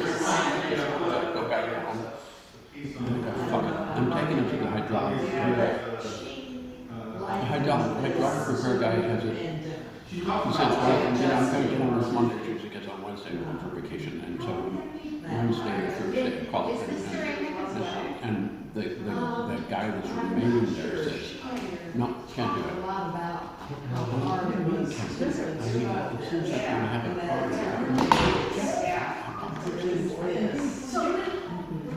And then I thought, okay, I'm going to wait till the guy gets back from vacation. I'm going to give him about a week and see if he's done anything. He's asked him if that call, and he's done nothing and says I can help you. I go, what? This jack is smarter than you guys are. You're hydraulic. You're hydraulic facility. Why should you? Anyway, by that time, I've already said, well, the one that was stuck on, but I'm going to get rid of all this rust. And eventually that becomes the straight and phosphoric acid. And then the primer and so I repainted this fucking thing. Everything's great, it's lovely, looks lovely, it's fresh. It just took a stupid amount of time and effort, and it adds nothing at all to the quality of my life. You know, at least I can say, well, that thing is just, better I still don't know why it failed. Of course, when the guys had it, they stuff. I ordered a $5,000 heat pump. And when it finally came out, they said, how and when I arrived at my house, it was so fucked up. I didn't understand. I'm not paying $5,000 for a heat pump. This is a problem. Somebody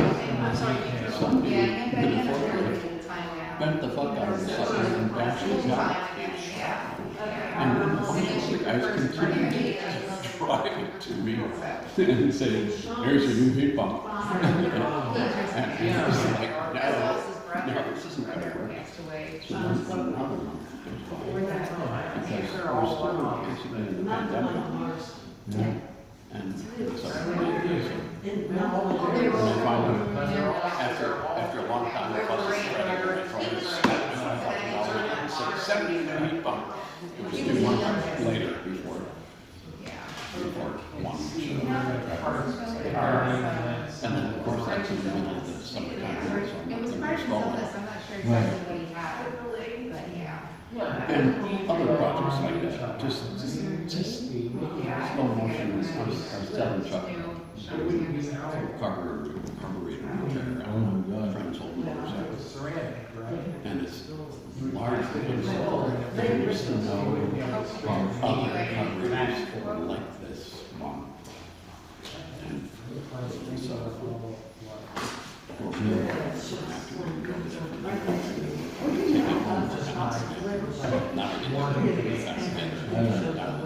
I don't know how you can deal with it. You need a big brain like you have to deal with these things. I would have a slow, what do you call it, low expectations.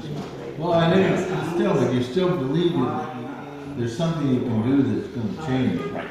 That's where you leave me. I have to call it a spade and say, this is beyond my pay grade. This is like one of those things where you say, This is beyond my pay grade. Well, making small changes to an old carburetor in order to fix it. how about it's kind of like saying that your halogen pulley is busted. I think I might be able to figure it out. I don't think you've done enough internet research yet. I don't think you've done enough internet research because somebody wrote about this. Oh, lots of people have wrote about this. And you should be able to figure out how a Venturi works. No. It's not how they work. It's how to get the old crud out. But the Wright brothers had a cup with gas in it that it just sucked in the air. It just sucked in the vapors off a crop of the cup of gasoline. And that's when they said, we're going to run fighters. They didn't even have us. I don't even know what you call that. A cup with gasoline, a little cup with gasoline that the intake valve just took the vapors across the cup. Gasoline was a more generic, loosely defined substance. Like, how much alcohol, benzene, gasoline, high test, low test, Yeah. you know. Like, that's why Standard Oil came into place. They wanted a standard oil, a standard to the oil. Yeah, that's why they called it Standard Oil. They wanted to because there were a lot of different cracks in the gasoline, and it was not all consistent. Right. But the fact that they just did a little tray with gas in it, the intake valve. Top from the engine, I think. Yeah, it was a different flavor. That's why it wasn't stay open. At least have some hours. Yeah, so it's great stuff. I should pick my project. Well, my project today is, besides being a flight instructor, is I'm trying to get the CAC LEED certified platinum and zero carbon by 2050. So how do you, so solar panels and green electricity, what do you do? How do you, well, the building's been built, so are you changing anything about the building? Yeah, we're trying to have an energy recovery unit from the exhaust. Okay. Instead of just exhausting the interior air, we recover the energy and the humidity, or lack of humidity, to the incoming air. And do you have a consultant? Do you have an energy kind of guy? And I don't think the HVAC guys are all Me. That's you. And I'm trying to muster the forces needed to do that. And, so this is primarily a air-to-air heat exchanger? Green is all on your roof? You know all about this. Are you up on your roof? Are you trying to? oh, it's an air heating and cooling system. Right. So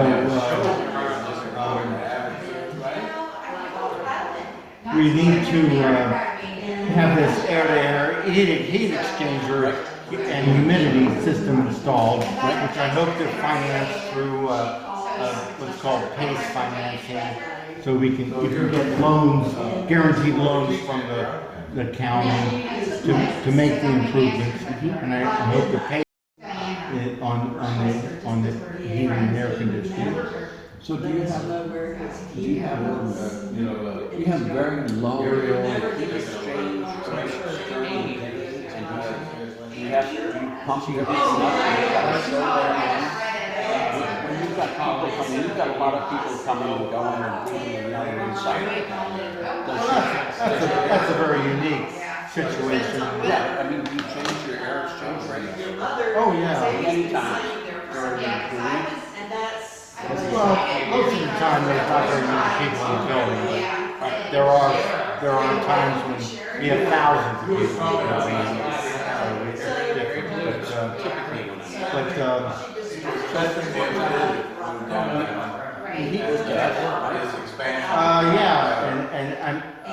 The next stage of my work with them will be to be no fossil carbon. So we want to install a heat exchanger into the sewer system in Cincinnati. The sewer system in Cincinnati is at 60 degrees. And so we're going to extract the heat from the sewer system and install a sewer system. Is what I just learned about it this spring, was this capability, but it's like the perfect geothermal system. I mean, you're not starting from 55 degrees, you're starting from 60 to 65 degree water. So it's a lot easier to extract heat from a sewer system. I can't imagine Everybody should Ready for a gin and tonic? This is the special drink thing. Or a little tiny one, yes. Yeah, tiny one, okay. Well, we might as well, since it's coming down to the close, right? We're, you know, we could go on all night, you know, this is nice space, I can do whatever I want. We have to dim the lights down a little bit more. We need a couple candles. But my lifetime goal is to get the CAC carbon off of fossil carbon before I die. So that's it. It's a 186,000 square foot building downtown Cincinnati. So It's an Indian restaurant, there's something and some level of efficiency there. I can't trust. I can't imagine how you can stick something in the sewers. How you can stick something in the sewers. Yeah, well, I need to figure that out. The Link Corporation is doing that. They're the ones that spoke at the conference that I co-authored at the Sustainability Summit. That's very interesting. I bought a bunch of solar panels from them a long time. The Link? Yeah. They don't do residential stuff. No, they sold all those solar panels for, they've done a lot of major installs. They did the zoo, for example. And they apparently did some job we had. No kidding. I'm surfing around. And you got them. I'm looking on eBay, and I see solar panels for $1 a watt, and I go, that's the cheapest I've ever seen. Holy fuck, it's right up the road from me. Okay, here's the drink. Good for you. Well, You congratulations. gotta have a napkin. You gotta have a That's napkin. incredible. That's incredible. And anytime you see solar panels for $1 a watt, that's as cheap as I've ever Bless seen. your heart. That's incredible. We love the lake. I'm fascinated to hear how the heat exchanger in the sewer works. Yeah, me too. If somebody said, I want you to take all the heat out of the stream of poop, I'd go, It's real hard. What do you mean? Gin and tonic, anybody? Just liquid. No. Liquid. Could be anything. And And Jim Flimmer from Huh? No, I'm talking about the combined. Okay. Yes.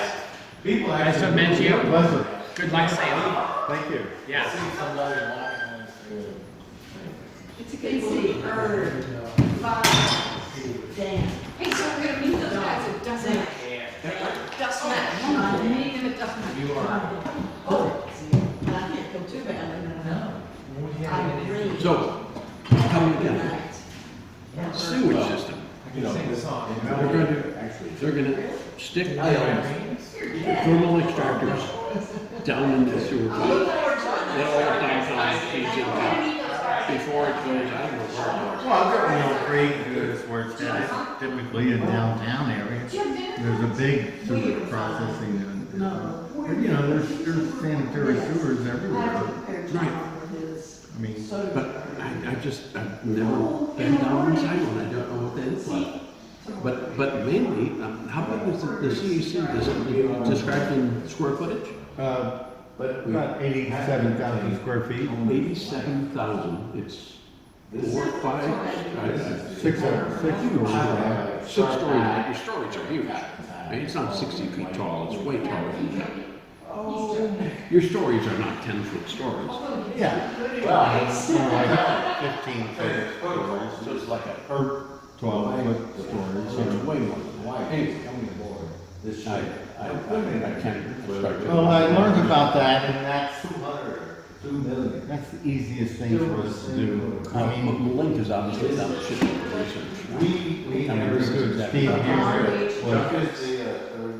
was our guy on our presentation. Steve what? Hammer with the lake. He made the presentation and brought that up, and I thought it was a great idea.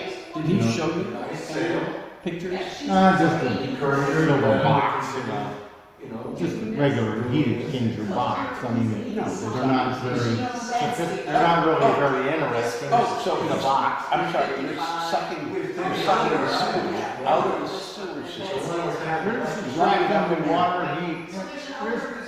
There's sewage. Yeah, I know, but there's no grinding to be done. It's all liquid. So anyway, it's like a 6-inch pipe. I don't know. So you suck sewage. I'll be tracking the heat out of it, that's all. I know, but I'm the kind of guy that does. See, I don't know. But anyway, so you either stick something down in the sewage to suck the heat out of it, or you pull the sewage out, you suck the heat out of it, and jump it back down again. Right?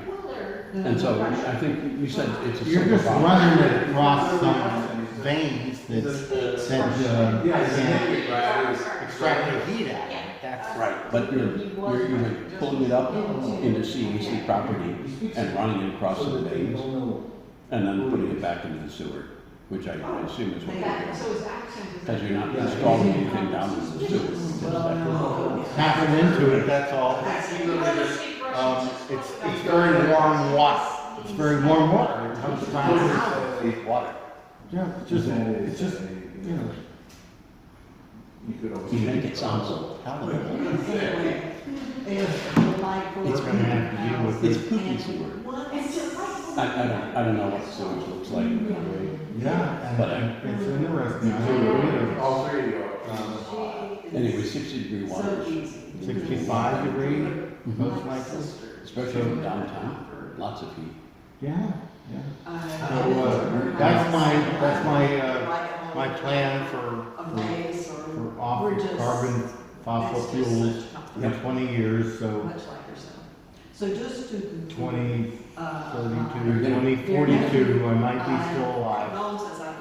Do you have any sense of how big your footprint is? How big is your roof? Are you going to put any solar panels up? We had the Du Bois Tower, the Fifth Third Tower, directly to the south, so I'm not, there's no possibility for us to put solar panels on the roof. So, but I've been working with the Rocky Mountain Institute about collaborating with other arts institutions in Cincinnati. Maybe we'll put solar panels somewhere downtown or somewhere else. I'd like to experiment with something that we put in the High River. It's just like a simple hydroelectric plant that you just stick off of the channel. Yeah. And you just Underwater windmills. yeah. So why can't we do that? It depends on what hits them. Now, you know, They have to the be Moorline Water House has a geothermal pump and dump system. So they don't have wells, they just pump water from the High River, and they extract the heat from it, and they put the water back into the Ohio. You're talking about the one down on Riverside. Yeah, right. Their LEED certified building, they use a geothermal pump and dump system. That close to the, how do they get the Ohio water? It's very close, right there. Yeah. It's within 150 feet of the water. So I'm assuming that the river, well, we know the river gets down to 40 degrees or something, or colder. No, well, it's always 55 degrees. I've seen the river. Yeah, but that's only, It's only the top icy part. Yeah.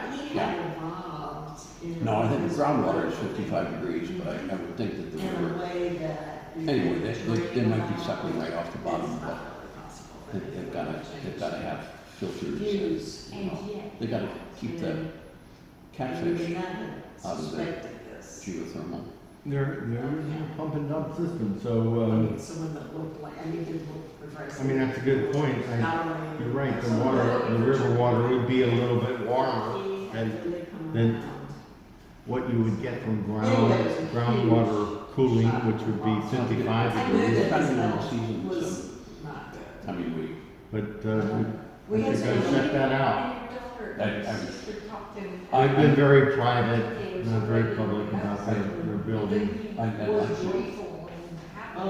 to be back. In fact, my contacts with Malink were very friendly, and you know, I had an invite to come over and see what they do, but you know, I felt like they were mostly in the financing and the management of projects more than, you know, it seems like they were in there building electronics and they had a shitload of solar panels, but it seemed like they didn't want to do that. They just wanted to orchestrate that. They do big projects. Are you talking about a small project? No, I'm talking about big projects. They like to orchestrate. They're not making solar panels. They're not making pumps. They're not making pipes. They're not making. They want to orchestrate, right? They want to They're a find developer, and that's what they did with the zoo. Which are developer. Yeah, I mean, they're more of a, yeah, they put all the parts together. Right.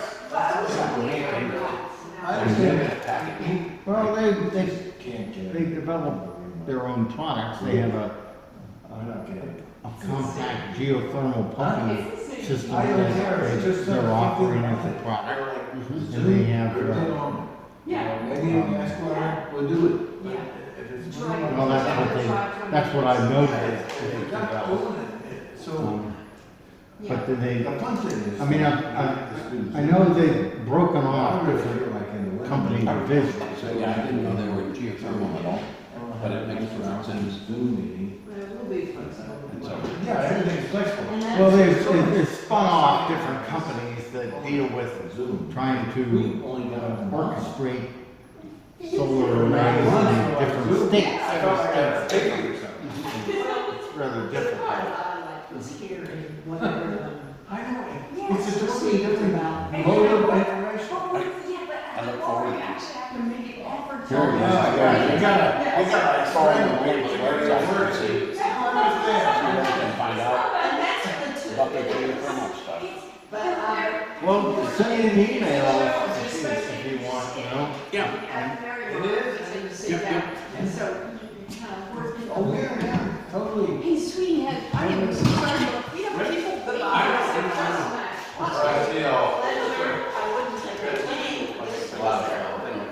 So nice. Pleasure.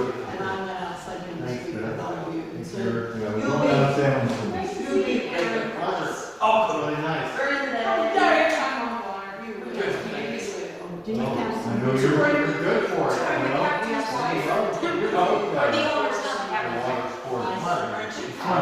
We'll all have sex together, you know. Any fun you guys are up for, invite you along. So easily distracted. Do like the show. I knew it was like that. You haven't had a client right yet, so.